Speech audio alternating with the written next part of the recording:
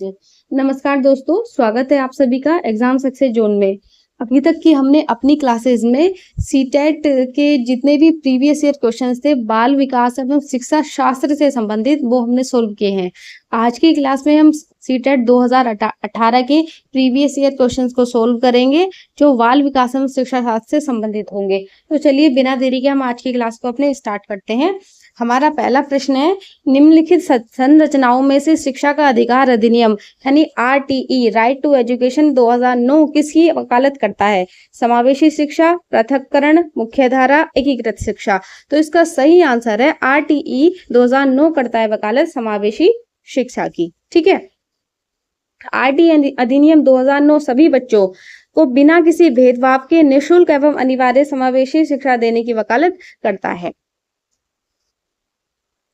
प्रश्न नंबर 2 है, डैश वह विचारधारा है कि सभी बच्चों को एक नियमित विद्यालय व्यवस्था में समान शिक्षा प्राप्त करने का अधिकार है। जो भी पीछे प्रश्न आया था उसी से रिलेट करके देखिए इसका क्वेश्चंस को दूसरी तरह से इसको फॉर्म किया है। बाकी जो है क्वेश्चन वही है कि वह विचारधारा है कि सभी बच्चों को एक नियमित विद्यालय व्यवस्था में समान शिक्षा प्राप्त करने का अधिकार है।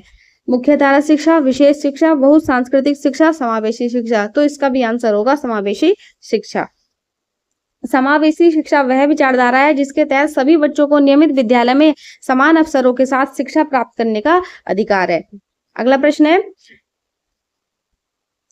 एक शिक्षक को चाहिए कि वह विशेष संस्कृतियों समुदाय के बच्चों को बढ़ावा दे, वह विद्यार्थियों के बीच सांस्कृतिक भिन्नताओं एवं विविधताओं की उपेक्षा करे, वह यह संदेश दे कि कक्षा में सभी संस्कृतियों का सम्मान करती है और उन्हें महत्व देती है, वह विद्यार्थियों के बीच अधिकतम तुलना करे। तो एक शिक्षक को चाहिए कि वह बच्चों में इस तरह का मैसेज दे कि क्लास में जो सारे कल्चर जो है वो उनका क्या करती है, सम्मान करती है और सभी कल्चर को रिस्पेक्ट देती है। सभी बच्चों को, जिस भी कल्चर से बच्चे आए हैं सभी को क्या करती है, महत्व देती है। तो इसका सही आंसर होगा ऑप्शन नंबर सी।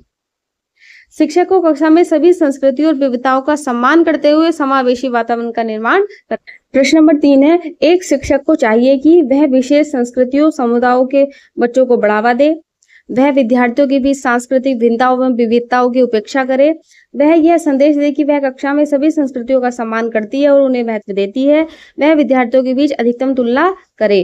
तो इसका सही आंसर होगा कि एक शिक्षक को चाहिए कि वह यह संदेश दे कि वह कक्षा में सभी संस्कृतियों का सम्मान करती है और उन्हें महत्व देती है। यानी जिस भी कल्चर से बच्चे आए हैं उन सारे कल्चर्स की जो टीचर वो रिस्पेक्ट करती है और वो सारे ही कल्चर्स को इम्पोर्टेंस देती है। अगला प्रश्न है, बच्चे प्रभावी रूप से कब सीखते हैं?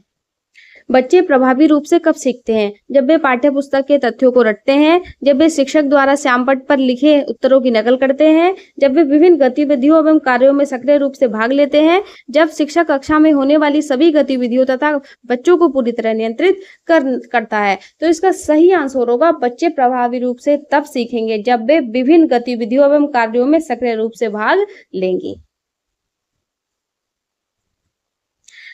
प्रश्न, बच्चों को कक्षा में प्रश्न डैश पूछने के लिए हतोत्साहित करना चाहिए। यानी टीचर को बच्चों को कक्षा में पूछने के लिए क्या करना चाहिए? प्रश्न पूछे ताकि बच्चे ज्यादा से ज्यादा पूछने के लिए हतोत्साहित करना चाहिए, पूछने की अनुमति नहीं देनी चाहिए, पूछने से रोकना चाहिए, पूछने के लिए प्रोत्साहित करना चाहिए।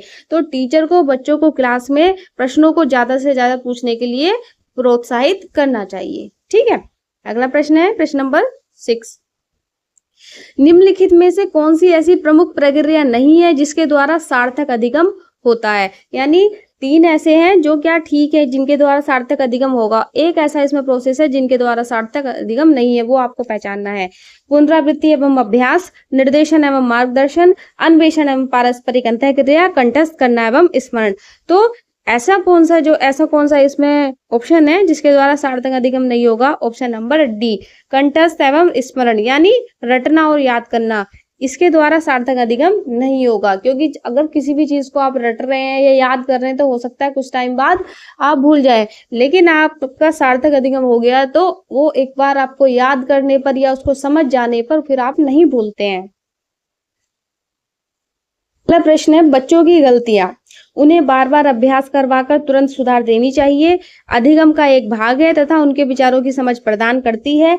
शिक्षण अधिगम प्रक्रिया में महत्वहीन है। यह दर्शाती है कि बच्चे बहुत लापरवाह हैं। तो बच्चों की गलतियां जो हैं ये जो होती है लर्निंग का एक पार्ट होती है और उनके विचारों की समझ प्रदान करती है। यानी जब बच्चों को अगर आप कुछ वर्क दो तो बच्चे उसमें से गलतियां करते हैं, ऑब्वियसली बच्चे गलतियां करते हैं, तो इससे पता चलता है ये देखिए ये तो उनकी लर्निंग का एक पार्ट है। साथ में हमको पता चलता है कि बच्चे की समझ कितनी है, इस टॉपिक के पर कितनी बच्चे की समझ बन पाई है। ठीक है, तो बच्चों की गलतियां जो है उनके अधिगम का ही एक पार्ट होती हैं।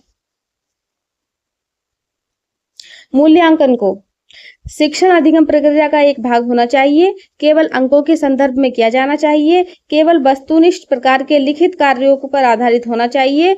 एक अलग गतिविधि के रूप में किया जाना चाहिए। मूल्यांकन यानी इवैल्यूएशन जो होता है शिक्षण अधिगम प्रक्रिया का एक भाग होना चाहिए। ठीक है, मूल्यांकन शिक्षण अधिगम प्रक्रिया का अभिन्न अंग है जो विद्यार्थियों के सतत सुधार और सीखने में सहायता प्रदान करता है।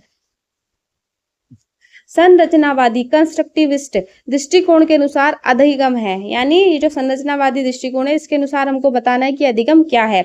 एक निष्क्रिय एवं व्यक्तिगत प्रक्रिया, ज्ञान अर्जित करने की प्रक्रिया, अनुभव के परिणाम स्वरूप व्यवहार में परिवर्तन की प्रक्रिया, एक सक्रिय एवं सामाजिक प्रक्रिया। तो इसका सही आंसर होगा संरचनावादी दृष्टिकोण के अनुसार अधिगम है एक सक्रिय एवं सामाजिक प्रक्रिया। संरचनावाद के अनुसार शिक्षार्थी अपने पूर्व ज्ञान, सामाजिक अंतःक्रिया और सक्रिय भागीदारी द्वारा स्वयं ज्ञान का निर्माण करता है। जब शिक्षक को विद्यार्थियों एवं उनकी योग्यताओं के बारे में सकारात्मक विश्वास होता है तब विद्यार्थी निश्चिंत होकर सीखने का प्रयास करना बंद कर देते हैं, हतोत्साहित एवं तनावग्रस्त हो जाते हैं, किसी भी प्रकार से प्रभावित नहीं होते हैं, सीखने के लिए उत्सुक एवं प्रेरित रहते हैं। देखिए जब शिक्षक को विद्यार्थियों और उनकी योग्यताओं के बारे में एक जो है पॉजिटिव जो होता है बिलीफ बन जाता है टीचर को, तो उस टाइम क्या होता है जो स्टूडेंट होते हैं और ज्यादा सीखने के लिए उत्सुक और प्रेरित होते हैं। ठीक है, यानी टीचर जब उन पर अपना फेथ दिखाता है तो इससे क्या है बच्चे और ज्यादा मोटिवेट हो जाते हैं। ठीक है, एक्साइटेड हो जाते हैं कि हाँ हमको और ज्यादा सीखना है। ठीक है, शिक्षक का सकारात्मक विश्वास विद्यार्थियों में आत्मविश्वास जगाता है जिससे वे सीखने के लिए अधिक उत्सुक और प्रेरित होते हैं। एक शिक्षक बच्चों को प्रभावी समस्या समाधान बनाने के लिए किस प्रकार प्रोत्साहित कर सकता है? प्रभावी समस्या समाधानकर्ता बनाने के लिए पाठ्यपुस्तक से एक ही प्रकार के प्रश्नों का अभ्यास करवाकर, पाठ्यपुस्तक की जानकारी को रटने पर बल देकर, बच्चों को सहज अनुमान लगाने तथा समस्या के अनेक समाधान खोजने के लिए प्रोत्साहित करके, सभी प्रश्नों के चरणबद्ध समाधान स्वयं लिखकर। देखिए एक टीचर जो है बच्चों को एक प्रभावी समस्या समाधानकर्ता बनाने के लिए जो है बच्चों को सहज अनुमान लगाने तथा समस्या के अनेक समाधान खोजने के लिए प्रोत्साहित कर सकता है। ठीक है, जिन विधियों के प्रयोग में विद्यार्थियों की स्वयं की पहल एवं प्रयास शामिल होते हैं वे किसका उदाहरण है? यानी जिन विधियों में क्या है जो बच्चे होते हैं वो खुद से जो है करते हैं, उनके उसमें प्रयास होते हैं, तो ये उदाहरण कौन सा है? निगमनात्मक विधि, शिक्षार्थी केंद्रित विधि, परंपरागत विधि, अंतरवैयक्तिक विधि। तो इसका सही आंसर होगा शिक्षार्थी केंद्रित विधि। ठीक है, शिक्षार्थी केंद्रित विधियों में विद्यार्थियों की स्वयं की पहल, रुचि और सक्रिय भागीदारी मुख्य होती है। जो विद्यार्थी अच्छा प्रदर्शन नहीं कर पाते हैं वे स्वयं को पर्याप्त रूप से अच्छा नहीं मानते और निरुत्साहित महसूस करते हैं। इसके कारण वे बिना प्रयास किए ही कार्य छोड़ देते हैं। तो देखिए बताना है इसमें कौन सा ऑप्शन किसकी वजह से? संज्ञान एवं संवेग का कोई संबंध नहीं है, वंशानुक्रम एवं वातावरण अलग नहीं किए जा सकते, वंशानुक्रम एवं वातावरण का कोई संबंध नहीं है, संज्ञान एवं संवेग अलग नहीं किए जा सकते। देखिए जो विद्यार्थी अच्छा प्रदर्शन नहीं कर पाते हैं तो वे स्वयं को पर्याप्त रूप से अच्छा नहीं मानते, यानी वे अपने आप को क्या है कि वो मानते हैं संज्ञान यानी उनमें जो है ज्ञान यानी समझ की कमी है और निरुत्साहित महसूस करते हैं। संवेग मतलब उनकी भावना ऐसी बन जाती है कि वे क्या है अब नहीं कर सकते हैं, तो वे क्या करते हैं अब किसी भी चीज को उनको करने के लिए दिया जाए तो वो उसमें कोशिश भी नहीं करते हैं, उसको छोड़ देते हैं। तो संज्ञान और संवेग अलग नहीं किए जा सकते हैं। ठीक है, यह कथन दर्शाता है कि संज्ञान यानी सोच और संवेग यानी भावनाएं आपस में जुड़े हैं। नकारात्मक भावनाएं सीखने की क्षमता को प्रभावित करती हैं। निम्नलिखित में से प्राथमिक समाजीकरण का प्रमुख माध्यम कौन सा है? देखिए, प्राथमिक समाजीकरण का प्रमुख माध्यम विद्यालय, सरकार, मीडिया, परिवार। तो इसका सही आंसर है प्राथमिक समाजीकरण का प्रमुख माध्यम जो है परिवार है। ठीक है, परिवार समाजीकरण का प्राथमिक माध्यम है जहां बच्चा भाषा, नैतिक मूल्य, संस्कार और सामाजिक व्यवहार सबसे पहले सीखता है। जीन पियाजे के सिद्धांत का प्रमुख प्रतिपादन क्या है?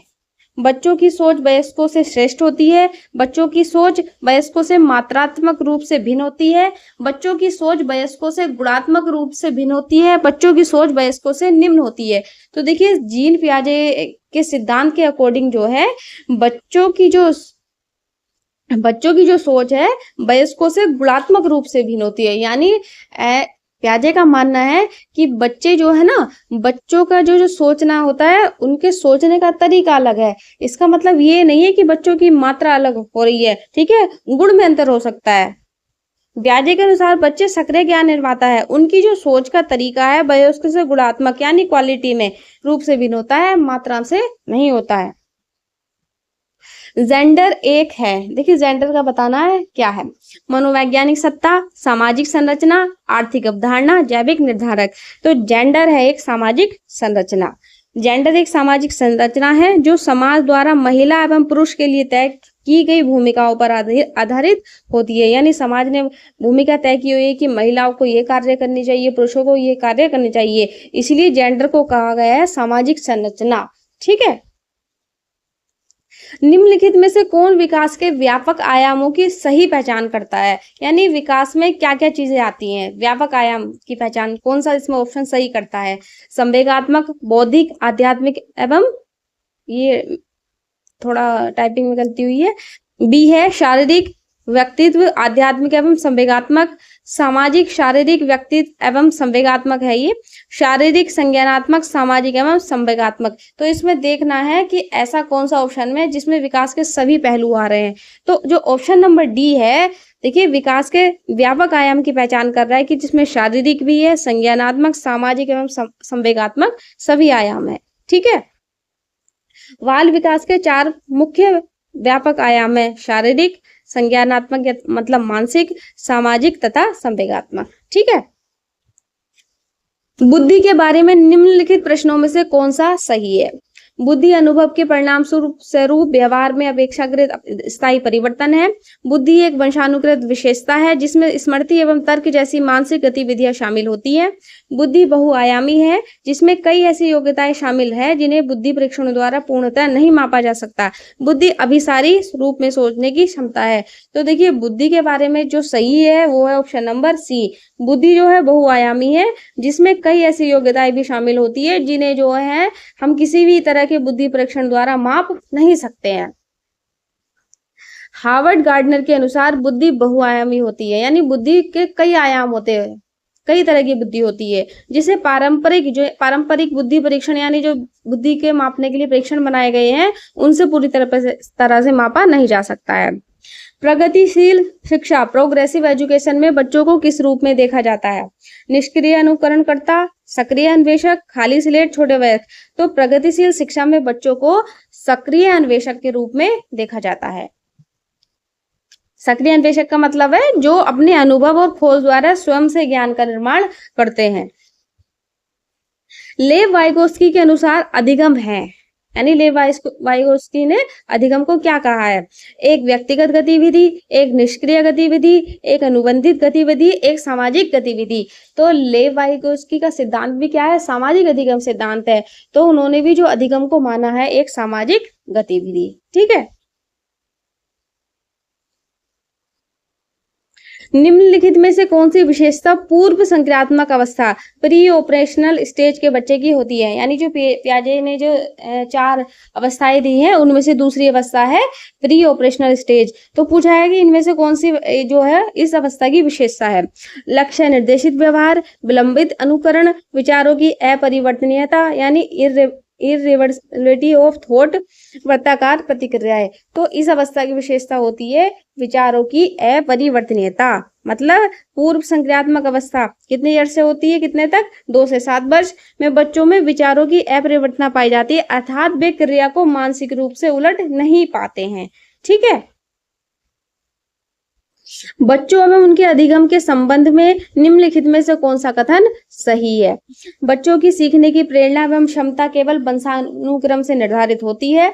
बच्चों की सामाजिक आर्थिक पृष्ठभूमि उनकी प्रेरणा एवं सीखने की क्षमता को निर्धारित एवं सीमित करती है। बच्चों को सीखने के लिए प्रेरित करने हेतु उन्हें पुरस्कार एवं दंड देना आवश्यक है। सभी बच्चे स्वाभाविक रूप से सीखने के लिए प्रेरित होते हैं तथा सीखने में सक्षम होते हैं। तो बच्चों और उनके अधिगम के संबंध में जो ठीक होगा वो होगा ऑप्शन नंबर डी, यानी सभी बच्चे स्वाभाविक रूप से सीखने के लिए प्रेरित होते हैं तथा सीखने में सक्षम होते हैं। समावेशी दृष्टिकोण के अनुसार सभी बच्चे स्वाभाविक रूप से जिज्ञासु और सीखने में पूरी तरह सक्षम होते हैं। यद्यपि मोटर यानी चालक विकास की गति में व्यक्तिगत भिन्नताएं होती हैं, फिर भी उसका क्रम डैश से डैश की ओर होता है।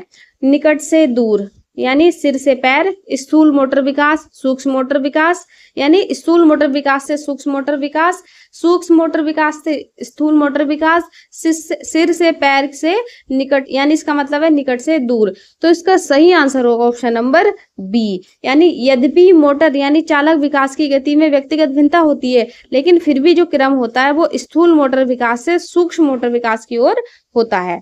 इसका मतलब है मोटर विकास का क्रम पहले बड़ी मांसपेशी यानी स्थूल के नियंत्रण से शुरू होकर सूक्ष्म कौशल की ओर बढ़ता है। ठीक है, वह अवस्था जो वयस्कता यानी अडल्टहुड की ओर संक्रमण का प्रारंभ करती है क्या कहलाती है? मध्य बाल्यावस्था, पूर्व संक्रियात्मक अवस्था, बाल्यावस्था का अंत, किशोरावस्था। यानी वयस्कता मतलब जो है 18 वर्ष से ऊपर की होती है। ठीक है, अगर इसकी ओर यानी जो अवस्था इसकी ओर संक्रमण पकड़ना प्रारंभ कर रही है, यानी अडल्टहुड की ओर जो है बढ़ना स्टार्ट कर रही है, तो उससे पहले कौन सी स्टेज है वो क्या होती है? किशोर अवस्था। ठीक है, किशोर अवस्था वह संक्रमण काल है जो बालक को बाल्यावस्था से वयस्कता की ओर ले जाता है। जीन पियाजे के अनुसार बच्चे दूसरों का अवलोकन करके प्रेक्षणात्मक अधिगम द्वारा सीखते हैं। उद्दीपन प्रतिक्रिया संबंधों द्वारा विशेष प्रकार का व्यवहार सीखते हैं।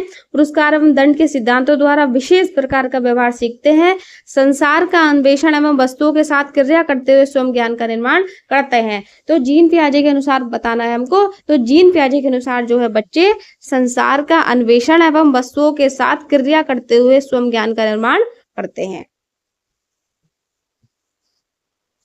ले वाइगोस्की के अनुसार बच्चे जो स्वयं से मौखिक संवाद करते हैं उसे क्या कहा जाता है? यानी ले वाइगोस्की ने कहा है ना, जो बच्चे खुद से बात करते हैं तो उसको क्या कहा है? निजी वाणी, प्राइवेट स्पीच, विकृत वाणी, समस्यात्मक वाणी, आत्मकेंद्रित वाणी। तो वाइगोस्की ने इसको कहा है प्राइवेट स्पीच। ठीक है, यानी जो बच्चे आपस में मतलब जो बच्चा खुद से बात कर रहा है, स्वयं से मौखिक संवाद कर रहा है, उसको कहा है प्राइवेट स्पीच। वाइगोस्की ने बच्चों द्वारा स्वयं से की जाने वाली बातचीत को निजी वाणी प्राइवेट स्पीच कहा है, जो उसकी सोच की दिशा को देती है, जो उसकी सोच को दिशा देती है। खिलौनों, कपड़ों, घरेलू वस्तुओं, व्यवसाय एवं रंगों की किसी विशेष लिंग से जोड़ना किसका उदाहरण है? यानी हमने किसी खिलौने को, कपड़े को या कोई भी घर का की कोई वस्तु है, कोई भी व्यवसाय है, रंग को हमने किसी एक विशेष लिंग से जोड़ दिया, मानी पुरुष या स्त्री से जोड़ दिया, तो ये किसका उदाहरण होगा? जेंडर रूढ़िवादिता, जेंडर सिद्धांत, जेंडर प्रासंगिकता, जेंडर विकसित जेंडर पहचान। तो ये जो इस तरह की अगर किसी की सोच है या कपड़ों, खिलौनों वगैरह को किसी विशेष लिंग से अगर जोड़ रहे हैं तो ये जेंडर रूढ़िवादिता का उदाहरण है, जेंडर स्टीरियोटाइपिंग। ठीक है, वस्तु, रंगों या कार्य को किसी विशेष लिंग, लड़का या लड़की से जोड़ना जेंडर रूढ़िवादिता का उदाहरण है। प्राथमिक कक्षा में यह महत्वपूर्ण है कि बच्चा अपने साथ जो अनुभव लेकर आता है उन्हें उपेक्षित किया जाए, अनदेखा किया जाए, शिक्षण में शामिल कर उनका विस्तार किया जाए, अस्वीकार कर दिया जाए। यानी प्राथमिक कक्षा यानी जो 1 से 5वीं कक्षा होती है, बच्चा अपने साथ अनुभव लेकर आता है तो उनको जो है शिक्षण में शामिल कर उनका विस्तार किया जाए। यानी उसको जो पहले से जो नॉलेज है उसी नॉलेज का यूज करके क्या है, उसकी जो लर्निंग है उसको क्या है, बढ़ाया जाए। बच्चे के पूर्व अनुभव और ज्ञान को अधिगम प्रक्रिया में शामिल करके उनके नए ज्ञान का विस्तार किया जाए। यानी जो पुरानी नॉलेज है उसको उसी का यूज करके उसको नई चीजों से कनेक्ट करे, नई उसकी जो नॉलेज का है उसको बढ़ाए। एक बच्चा तर्क देता है कि हाइंस को दवा की चोरी नहीं करनी चाहिए, वह दवा जो उसकी पत्नी का जीवन बचा सकती है, क्योंकि यदि वह ऐसा करेगा तो पकड़ा जाएगा और जेल भेज दिया जाएगा। कोहल वर्ग के अनुसार यह बच्चा नैतिक विकास की किस अवस्था में है? सामाजिक व्यवस्था बनाए रखने की अवस्था, दंड एवं आज्ञा पालन अभिविन्यास, सार्वभौमिक नैतिक सिद्धांत अभिविन्यास, साधनात्मक उद्देश्य अभिविन्यास।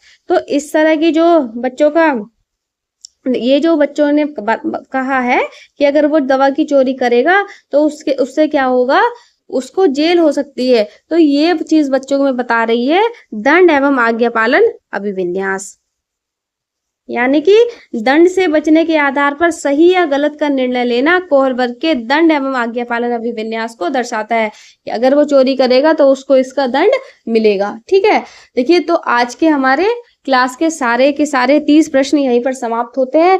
आई होप आपको हमारी क्लास पसंद आई होगी।